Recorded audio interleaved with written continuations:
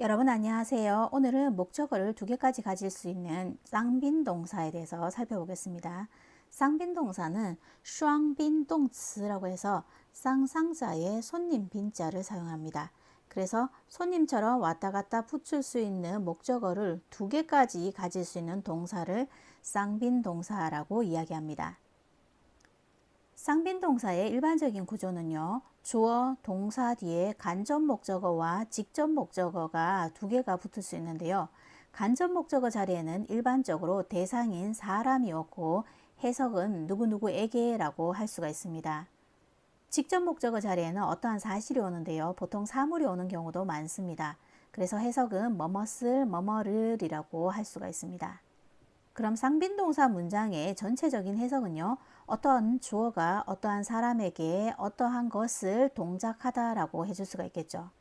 쌍빈동사는 물론 목적어가 두 개까지 올 수 있지만은 최소 하나가 와도 상관없습니다. 그래서 동사 뒤에 간접 목적어만 오는 경우도 있고 또 동사 뒤에 직접 목적어만 오는 경우도 있습니다. 我给你 나는 준다 너에게 해서 대상을 말해주는 간접 목적어가 하나만 온 것을 볼 수가 있습니다. 我给钱 나는 준다 돈을 해서 동사 뒤에 사물을 나타내는 돈이 목적으로 온 것을 볼 수가 있습니다. 목적어 하나만 있죠. 我给你钱 나는 준다 해서 너에게 라는 간접 목적어도 왔고요. 钱이라는 직접 목적어도 왔습니다. 그래서 너라는 사람에게 돈이라는 것을 준다 해가지고 게이 쌍빈 동사 뒤에 이렇게 목적어가 두 개 붙어 있습니다. 쌍빈 동사를 세 가지로 분류해 봤습니다. 게이 주다, 원 묻다, 가오스 알려주다, 치오 부탁하다, 夸칭찬하다, 파 벌하다, 지ao 뭐뭐뭐라고 부르다. 두 번째, 지ao 가르치다, 송 보내다, 선물하다, 찌에 빌려오다, 빌려주다. 두 가지 느낌입니다. 환 반환하다, 갚다, 페이 배상하다, 주 세를 주다, 세를 얻다. 두 가지 느낌이죠. 자오 거슬러 주다, 띠 건네다, 지ao 제출하다, 찌 붙이다, 파 발송하다, 펀 나누다, 리오 남기다, 마이 팔다입니다. 쌍면동사 이렇게 세 가지로 분류를 해봤는데요. 분류의 기준은요. 동사 뒤에 이러한 쌍빈 동사들 뒤에 쌍빈 동사 중에서도 가장 대표적인 동사라고 할 수 있는 게이, 주다라는 동사가 있는데요. 이러한 게이가 동사 뒤에서 사용이 가능하냐, 가능하지 않냐를 기준으로 분류를 한 것입니다. 첫 번째 줄에 있는 동사들은요, 뒤에 게이 동사를 가지고 올 수가 없습니다. 두 번째 줄에 있는 동사들은요, 뒤에 게이를 사용할 수도 있고 사용하지 않을 수도 있습니다. 일반적으로 두 번째 부류의 동사들은요, 뒤에 게이를 붙여도 되고 안 붙여도 되지만은 안 붙이는 형식을 주로 많이 사용을 하는데 어떠한 경우에 붙이게 되냐 하면은요, 이 동작을 통하여서 이 간접 목적어에 직접 목적어가 전달되는 느낌을 전해줄 때 게이를 보통 사용을 하곤 합니다. 여기 빌려오다, 빌려주다 그랬죠. 그래서 의미를 좀 더 명확히 밝혀줄 때는 게이를 사용을 하면 의미가 더 분명해집니다. 세를 주다, 세를 얻다 라고 그랬는데요. 마찬가지 주라는 동사 뒤에 게이를 붙여주면 세를 주는지 세를 얻는지를 좀 더 명확히 밝혀줄 수가 있습니다. 마지막 분류된 동사들은요. 동사 뒤에 게이를 붙인 형태로 더 많이 사용을 하고요. 이러한 형태들은 동사 뒤에 사용된 이 게이가 보어의 형태로 사용이 되어서 기타 성분의 역할을 하는 바자문에서 많이 볼 수 있는 형태입니다. 하나씩 구체적으로 살펴보겠습니다. 첫 번째 동사들입니다. 첫 번째 동사들은 동사 뒤에 보어인 게이를 붙이지 않는 형태로 사용을 한다고 그랬죠.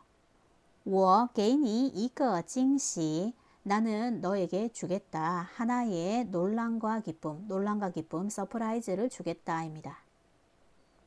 我问你一个问题 나는 너에게 묻는다. 하나의 질문을.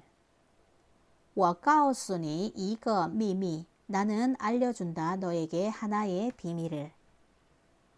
我求你一件事. 나는 부탁한다 너에게 하나의 일을. 我夸你有才华. 나는 칭찬한다 너를 재주가 있음을. 我罚你一杯酒. 나는 벌한다 너를 한 잔의 술로. 너 벌주 한 잔 마셔라는 말이죠. 我叫你大哥吧. 나는 부르겠다 너를 大哥라고.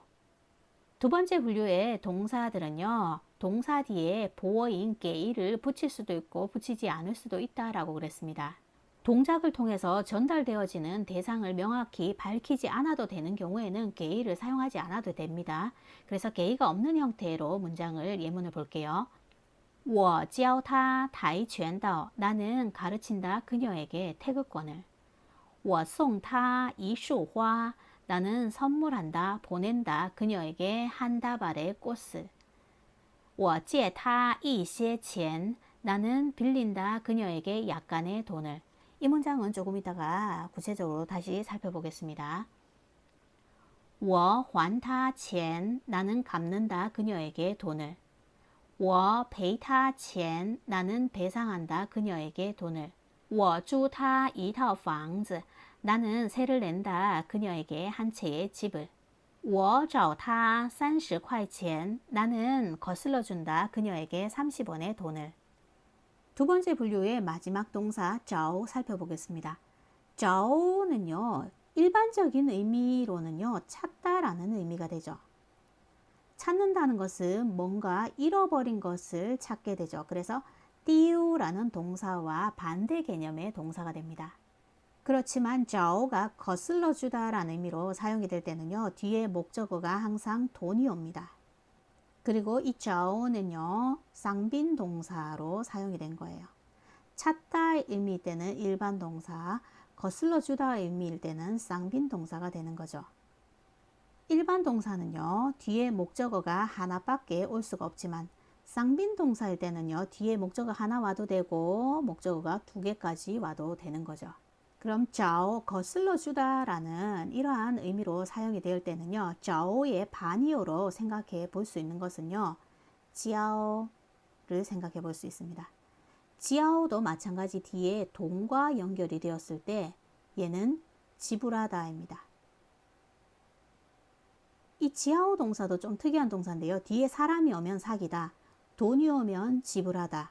그 다음에 어떤 업무나 과제가 오면은 제출하다가 됩니다. 지금은 돈이 온 형태로서 지불하다라는 의미 사용할 수 있습니다. 혹은 게이도 반대말로 생각해 볼 수 있습니다. 주다라는 의미입니다. 돈 주면 돈을 거슬러 줄 수가 있죠. 그리고 여기에 나오는 빌려오다, 빌려주다라는 의미가 두 가지 느낌이 있고요. 세를 주다, 세를 얻다도 두 가지 느낌이 있습니다. 그 중에서도 우리가 많이 사용하게 되는 찌의 동사에 대해서 좀 더 구체적으로 살펴보겠습니다. 여기에 찌에와 환 두 단어가 있는데요. 찌에는 빌려오다 혹은 빌려주다라는 두 가지 느낌이 있고요. 환, 찌에의 반대 단어인데요. 환은 반환하다, 갚다 해서 한 가지 느낌만 가지고 있는 동사입니다. 그래서 우리가 이 찌에의 두 가지 느낌 때문에 문장을 만들 때 굉장히 혼돈이 오는 경우가 많습니다. 그것을 조금 구체적으로 살펴보겠습니다. 我借他钱. 나는 빌린다 그에게 돈을 인데요. 이 문장은요. 맞다라고 할 수도 없고 틀렸다라고도 할 수가 없는 게 나는 그에게 돈을 빌려올 수도 있고 나는 그에게 돈을 빌려줄 수도 있는 겁니다. 그럼 첫 번째 문장은 빌리는 사람이 나고요. 두 번째 문장은요. 빌리는 사람이 그 사람인 거예요. 그래서 이 문장은 문장의 언어 환경을 다시 보고 그 환경 속에서 빌려가는 건지 빌려오는 건지를 정확하게 따지면 돼요. 我还他钱. 나는 갚는다, 반환한다, 그에게 돈을 했을 때 이 문장은 한 가지 의미밖에 없습니다. 반환하다, 갚다라는 것 자체가 한 가지 느낌의 단어가 되죠. 찌의 단어 같은 경우에는 我借他钱 했을 때는요. 의미가 분명하지 않았잖아요. 그러면 찌에라는 동작을 통해 가지고 전달되어지는 대상을 정확하게 밝혀주기 위해서는 찌에 동사 뒤에 게이라는 부호를 하나를 붙이면 의미가 정확하게 전달이 된다 그랬어요. 한번 붙여보겠습니다. 我借给他钱. 나는 빌리는데요. 빌리면 이 돈이 그 사람에게로 전달된다예요. 그러면 나는 그에게 돈을 빌려준다 라고 이야기를 합니다. 이 문장 맞는 문장입니다. 다른 의미가 없습니다. 还는 당연히 我还给他钱 하면 나는 그에게 돈을 갚는다 해서 물론 맞는 문장이 되겠죠. 그럼 우리가 쌍민동사의 문장을 사용하다 보면은요, 누구누구에게 무엇을이라고 해석을 하니까 에게라는 느낌을 잘 생각을 하니까는 에게 하며 전치사 게이를 사용해서 누구누구에게라는 느낌을 많이 생각을 하게 됩니다. 그런 형식으로 바꿔보겠습니다. 我给他借钱 하면 나는 그에게 돈을 빌린다. 이 문장은 맞다 틀렸다를 논할 수 없는 것이 문장의 어느 환경을 보고 해석을 하는 것이 좋습니다. 위의 문장처럼 나는 그에게 돈을 빌려준다 라고 해석을 하게 되면 틀린 의미가 됩니다. 그러한 의미가 전혀 없습니다. 여기는 나는 그에게서 돈을 빌려온다 라는 의미가 있고요. 나는 그를 대신해서 돈을 빌린다 라는 그러한 의미가 있습니다. 반면 이 문장은요, 나는 그에게서 돈을 빌려온다 라는 의미와 나는 그를 대신해서 돈을 빌린다 라는 의미가 있습니다. 그에게서 빌려오고 그를 대신해서 빌린 겁니다. 첫 번째 의미로 나는 그에게서 돈을 빌려온다 라고 사용을 할 때는요, 我向他借钱을 더 많이 쓰죠. 나는 그에게서 돈을 빌려온다 라는 의미입니다. 혹은 我跟他借钱 나는 그 사람과 돈을 빌린다 해서 그에게서 돈을 빌린다 라는 의미입니다. 또 다르게 표현을 하면은요, 我在他那儿借钱 나는 그 사람 있는 그곳에서 돈을 빌린다. 我从他那儿借钱 나는 그 사람 있는 그곳으로부터 돈을 빌린다입니다. 그래서 我给他借钱의 첫 번째 의미, 나는 그에게서 돈을 빌려온다 라는 의미는요, 我向他借钱이라는 의미 말고도 이런 다양한 의미들과 같이 혼용해 가지고 사용할 수가 있습니다. 세 번째 의미인 나는 그를 대신해서 돈을 빌린다는요, 我替他借钱 나는 그를 대신해서 돈을 빌리니까替라는 단어, 전치사를 사용을 합니다.替는 물론 빵을 써서 我帮他借钱이라고 사용을 해도 무방하고요. 我为他借钱이라고 사용을 해도 무방합니다. 还 같은 경우에는요, 앞에다 게이를 붙이면 我给他还钱 이 문장도 세모 표시를 해봤는데요. 위에 있는 두 번째 의미, 나는 그에게 돈을 갚는다 라는 의미가 있지만 나는 그를 대신해서 돈을 갚는다 라는 의미도 같이 가지고 있습니다. 마찬가지 대신해서 돈을 갚는다 라는 의미가 이 게이가 앞으로 옴으로써 대신하다 라는 의미가 존재하게 되는 거죠. 그래서 还 동사 같은 경우에는요, 我向他还钱이라는 표현은 전혀 없습니다. 완전 틀린 문장이 되는 거예요. 이런 문장은 사용하지 않습니다. 我替他还钱은 가능하겠죠. 나는 그를 대신해서 그랬으니까 대신해서 돈을 갚는다 입니다. 마찬가지 티 대신에 빵을 써도 되고 웨이를 사용을 해도 됩니다. 我帮他还钱我为他还钱이라고 해도 물론 맞는 형태의 문장이 됩니다.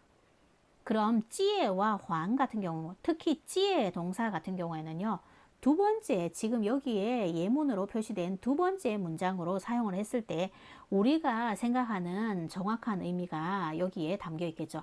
나는 그에게 돈을 빌려준다 라는 의미로 我借给他钱이라고 하는 게 좀 더 찌에의 의미, 우리가 알고 있는 찌에의 의미에 좀 더 가까운 느낌이 되겠습니다. 세 번째 동사 같은 경우에는요, 동사 뒤에 보어 게이를 붙여오는 게 흔한 형태가 된다라고 그랬습니다. 그래서 여기의 예문은 뒤에 게이가 있는 형태로 살펴보겠습니다. 我递给他文件 나는 건넵니다. 그에게 문서를. 我交给他作业 나는 제출합니다. 그에게 숙제를. 我寄给他情书 나는 붙입니다. 그에게 연애 편지를. 我发给他短信 나는 발송합니다. 그에게 문자 메시지를. 我分给他利息. 나는 나누어 줍니다. 그에게 이자를. 我留给他汽车. 나는 남깁니다. 그에게 자동차를. 我卖给他水果. 나는 팝니다. 그 사람에게 과일을. 지금 나오는 동사의 구조에서는요. 뒤에 나오는 직접 목적어, 목적어 이를 동사 게 앞으로 당겨서 사용을 할 수 있습니다. 이때는 전치사의 도움을 필요한데요. 전치사 바를 사용합니다. 그래서 쌍빈동사 이렇게 게이와 연결된 쌍빈동사의 구조에서 뒤에 나오는 목적어 2인 직접 목적어를 문장의 앞으로 옮길 수가 있습니다. 그랬을 때는 이렇게 바의 도움을 받아야 합니다.